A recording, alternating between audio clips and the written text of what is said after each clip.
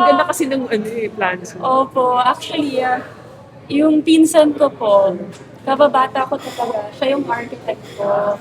Then, nung bata ako, ang dream ko talaga maging engineer. Kasi yung dad ko, engineer siya. So, parang growing up, I really wanted to be an engineer. So, yung cousin ko, growing up, kasama ko siya halos everyday kasi pag iniwan ako ni mama dun sa kanila, diba, dun ako, ngayon architect na siya, sobrang galing niya. Siya nag-design ng buong bahay ko. Okay. Okay naman yung progress, fast naman siya kaso, I think 50 pa lang siya, no? 50 pa lang. Ayokong i-rush kasi sobrang firm ako na yung ipon ko, hindi siya pwedeng maubos. So, okay lang naman idahan-dahan eh. Tsaka maraming sponsors. So, hindi ako masyadong gagastos kasi may boys and sponsor sila 100%. So, grabe, ang gaan nun. Then, meron din ako mga sponsor ng mga bintana, fixtures, mga ilaw, inodora, lahat. Halos lahat sponsor. Dali, bahay pag-artista So, ka. labor lang. Labor lang. Opo. Then, binigyan din ako ng discount ng architect cousin ko. So, ang saya kasi hindi ko kailangan gumastos na malaki.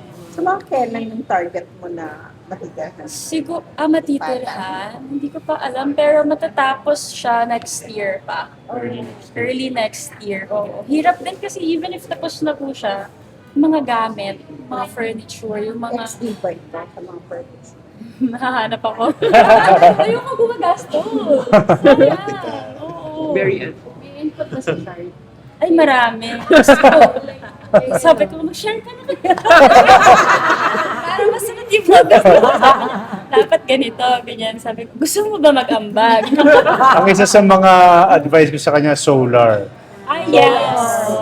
Mag-solar na talaga ako after nung nangyari. Sa Meralco. Hindi, so isa yun sa mga, sabi ko dapat energy efficient yung bahay. Tapos yung mga Sa tubig, ano natural light, dapat pumapasok. Water filtration, filtration. mga ganun. Very Solar. Guys, baka naman. Solar company. ayun. Going back to the show, there is an ongoing debate about the use of AI. So, ano yung masasabi mo? Yun nga, actually nakakatuwa rin na pinag-uusapan ng AI as early as now kasi parang kami yung isa sa mga unang gumamit ng AI and I think it's a really good discussion. Syempre, we can't deny the fact that AI is there and it's gonna be there forever. It's just a matter of paano natin siya gagamitin in a way na makakatulong sa atin in a positive way. Diba? And protected din yung mga artists, protected din yung mga workers. So I think Mas tipid. sa ano kasi sa taping natin, especially sa teleserye ng the way that Filipinos do teleseries, ang hirap, 'di ba? Yung oras lagi hinahabol. So actually makakatulong talaga yung AI sa post-production natin. Makapabilis niya yung paggawa ng CGI. Pero wag naman sana yung buong eksena or yung buong show or yung buong AI. yung ka-eksena mo AI na, 'di ba? Wag naman sanang gano'n. Sa amin kasi it's to enhance a little bit of the scene. Kumbaga we're gonna shoot the scene live and then it-tweak ng konti sa post-production through the use of AI, which I think is yun yung best way to use it, 'di ba? Na enhance mo ng konti yung eksena. Not to the point na mawawalan ng trabaho yung ibang mga tao or anything, but I think we have to learn to adapt, 'di ba? Kung paano natin siya magagamit in a way na makakatulong, 'di ba? So, But not too much. not too much.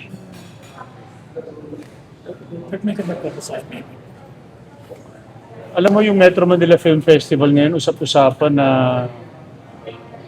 parang mga higante ang mga babanggain eh. Di ba? So, nag-iisip pa kung anong diskarte ang maganda for the Metro Manila Film Festival kasi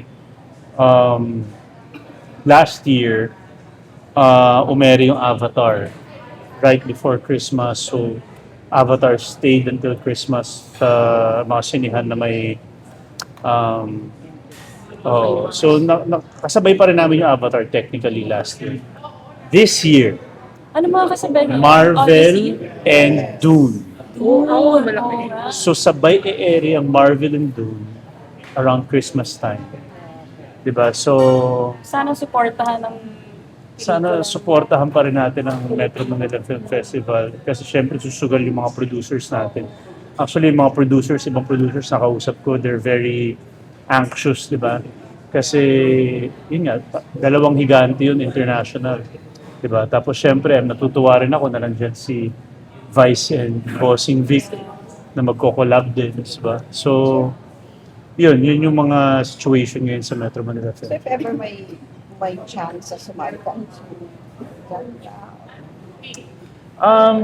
Let's see. Let's see kung anong genre ang the best. Pero as of now, wala pang 100% sure kung ano mangyayari sa amin sa Metro Manila Film Festival, kung sasali ba kami this year. Kasi nga mahirap yung mga kalaban. kung anong possibility, ilang plus? I don't know yet. Actually, yun nga yung mga producers very ano sila this year. A bit hesitant and anxious kasi nga dalawang major Marvel. Yung anak ko Marvel na kagad ng layo pa ngayon pa lang pinapanood na yung mga Si teaser, Zion. trailer o si Zion.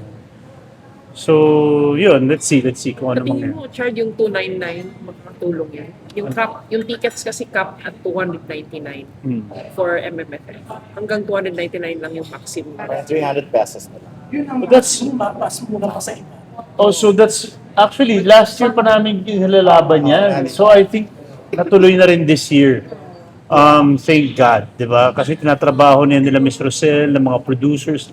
Alam mo yung mga producers natin, they're working very hard to make sure na yung movie industry natin is, keeps on going, 'di ba? Number one talaga yung ticket sales, yung tickets natin finally binabaan nila ng up to 300 maximum. So that's very good.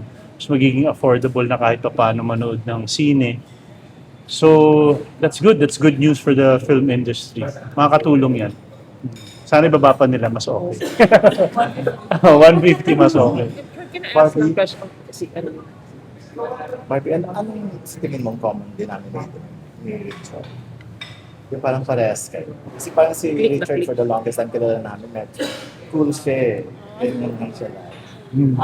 I think parang naging surprise po siya sa akin na parang hindi ko in-expect na yung ugali. Kasi ako po very probinsyana, palaging tumatawa, palaging nakikipagbiruan.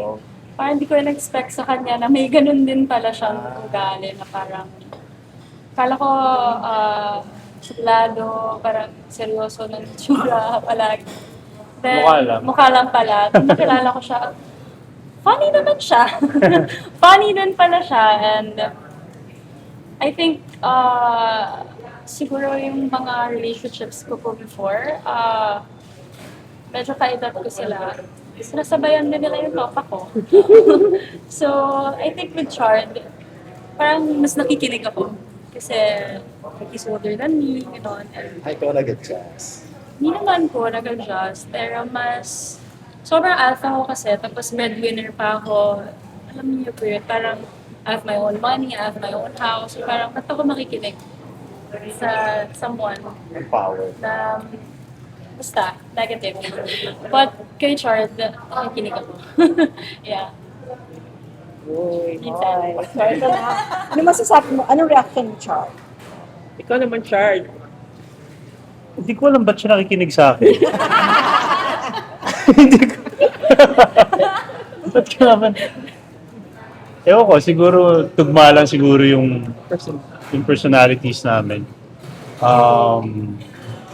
Palagi siyang tumatawa. Oh. Ayun. Nag-adjust din naman ako sa kanya. At Marami rin ako natututunan sa like, mga Be happy, life is short.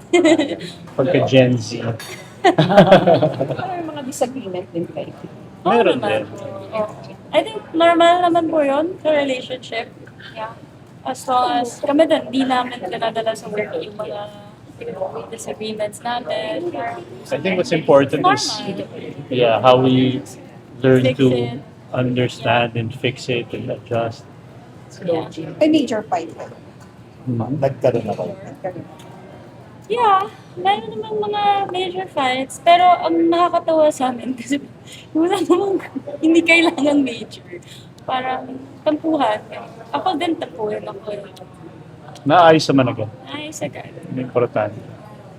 Pero wavelength, ano kayo, similar. Oo. Yung Yeah.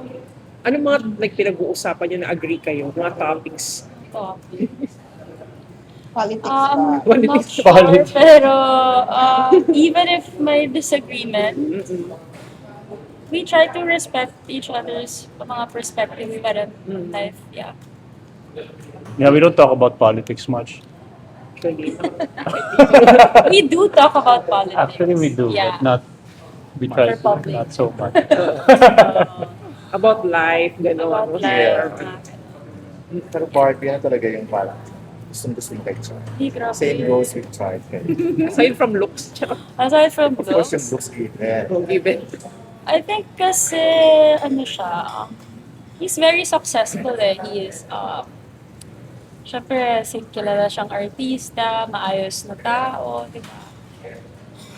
Hiya ako, first time ko to gawin, ata, mga thoughts. Ikaw na lang. Kaya mo na konti lang naman tayo dito. Pero pag napanood nila, marami. Basta yun. Then first and foremost, ang lunga mo na yung attitude. Oo, Siyempre yung parang... looks given eh, kahit sino naman. Hindi niya ako ma-describe. Matino siya eh. So parang masarap Undescribable. makinig pag matino. Di ba? Funny. Yeah. Funny, minsan.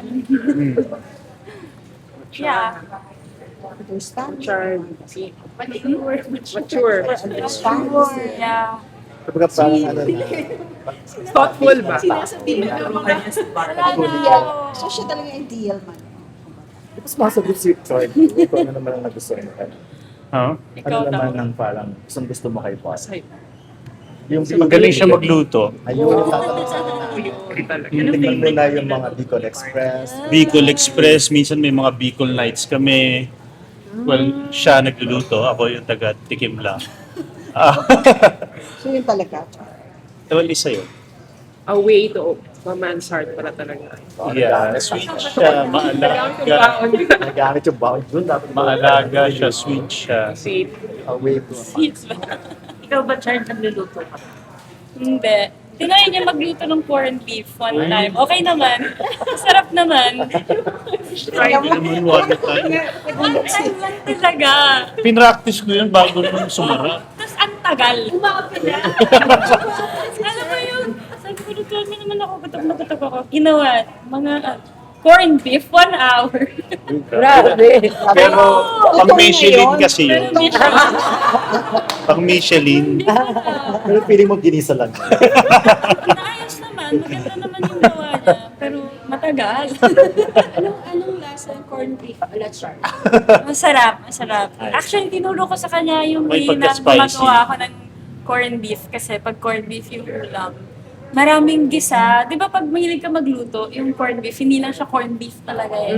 Pero medyo lagyan ng onion, di ba, patatas, itlog, ang dami. So yung akin, onion, garlic, tsaka may chili flakes. Pepper, ayun. Ba't mo sinabi? Gagayahin. Yun yung secret recipe natin. May secret pa, di ba? Wala.